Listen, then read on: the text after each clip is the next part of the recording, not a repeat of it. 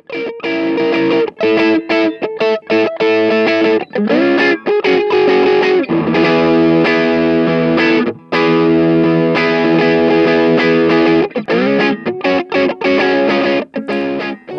is Tom from Dirk Witte Music Store in Utrecht, the Netherlands. And today we are taking a look at this very cool brand new Eastman electric guitar. This is the Eastman SB54/TV limited edition Goldtop single cut electric guitar. So kind of think Goldtop Les Paul-esque.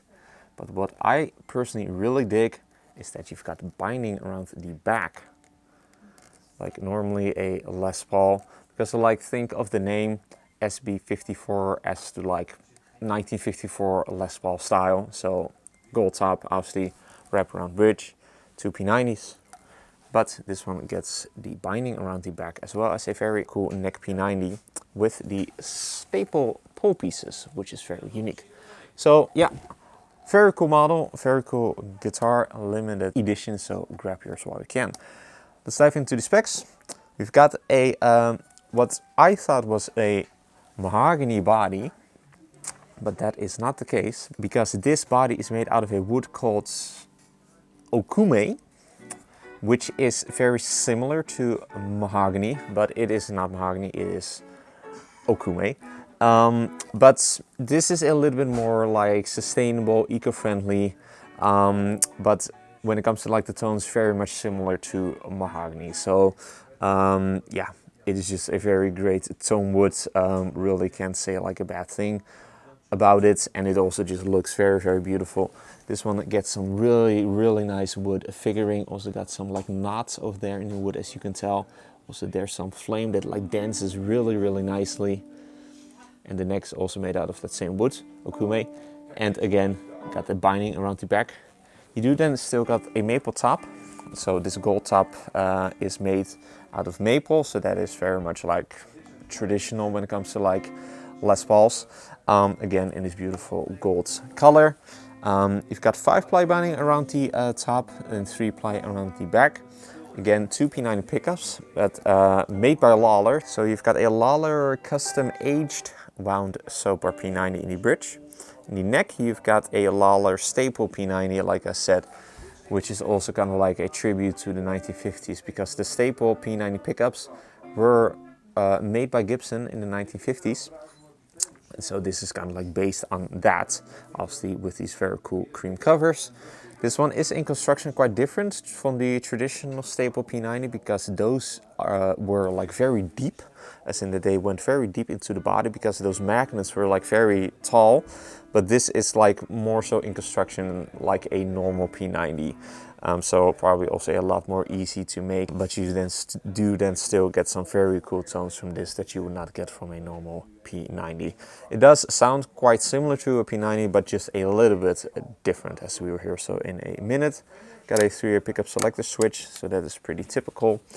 Wraparound bridge, also kind of like in line with the 1954 style Goldtop Les Pauls.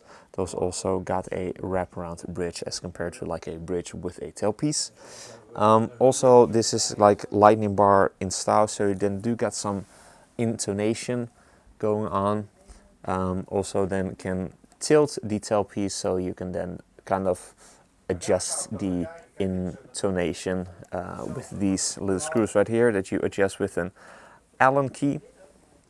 And this bridge is, by the way, made by Godo, and it is a Godo GE104B nickel relic bridge. So you can definitely tell that it is a little bit faded / aged looking, and it just looks very, very cool. Got dual volumes and dual tone controls for each of your P90 pickups, also with the thumb bleeder indicators. And then your input jack over here on the side. And then moving on to the neck, made out of okume, just like the body. And then the fingerboard is made out of ebony. Very, very classy look, with binding as well as real mother of pearl trapezoid inlays, which is yeah, also looking very, very classy.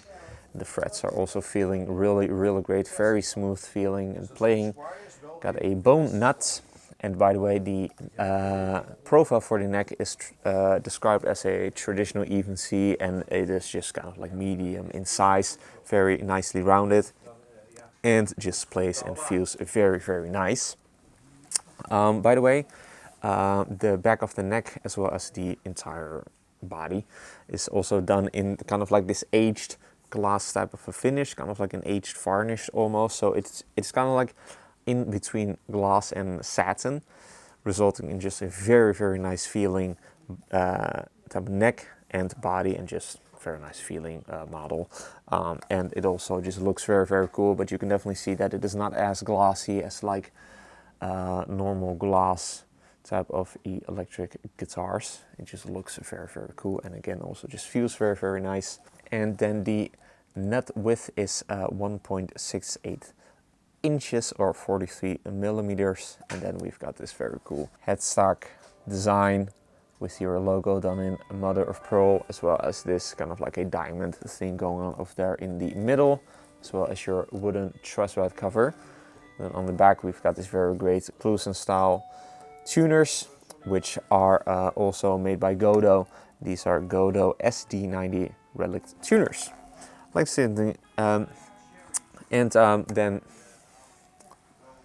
last thing to mention, it also comes with a very sweet hard shell case, so you really get the full package with this one for a very cool guitar, very well protective, and also very cool look. It's kind of like as a sand suede color almost on the for the case. Looks very, very cool.